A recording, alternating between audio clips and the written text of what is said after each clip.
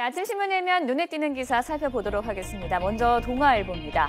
네, 우리나라가 아시아인프라투자은행 AIIB에 참여하기로 했는데요. 참여를 머뭇대는 사이에 2대 주주 자리를 놓쳤다는 분석입니다. 네, 기획재정부는 유럽 선진국 등 30개가 넘는 나라가 참여하게 되면서 한국의 지분이 당초 예상보다 줄게 됐다고 밝혔는데요.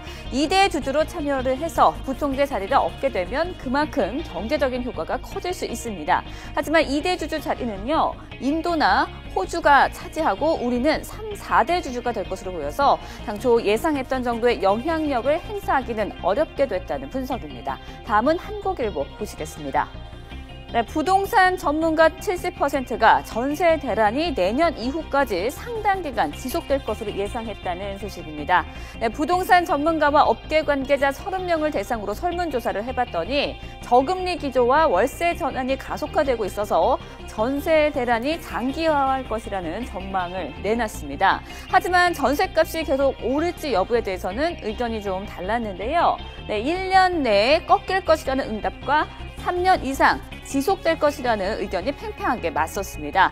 그만큼 부동산 시장을 전망하기 어려운 상황인 것 같습니다. 다음은 중앙일보 보시겠습니다. 네, 지난 2012년 열린 여수 엑스포가 끝난 뒤 관리비 적자만 146억 원에 달하는 등 국제 행사가 빚덩이를 안았다는 소식입니다. 네, 146억 원의 관리비 적자는요, 고스란히 정부 보조금으로 메우고 있는 상황인데요. 행사가 끝난 뒤 시설을 사용하지 않아서 적자폭을 더 키우고 있다는 지적입니다. 네, 그런데 여수 엑스포장뿐만 아니라 다른 5대 국제 행사장 모두 같은 처지였습니다. 평창은 동계올림픽 전에 미리 수산물 활용 계획을 세워야 이 같은 전철을 밟지 않을 것이라고 신문은 지적을 하고 있습니다. 네, 마지막으로 조선일보 보겠습니다. 얼마 전 일본 외무성이 한국을 비롯한 아시아 국가에 대한 원조를 부각한 동영상을 공개해서 파문이 일었는데요. 이 주장이 억지인 이유를 조목조목 짚고 있습니다.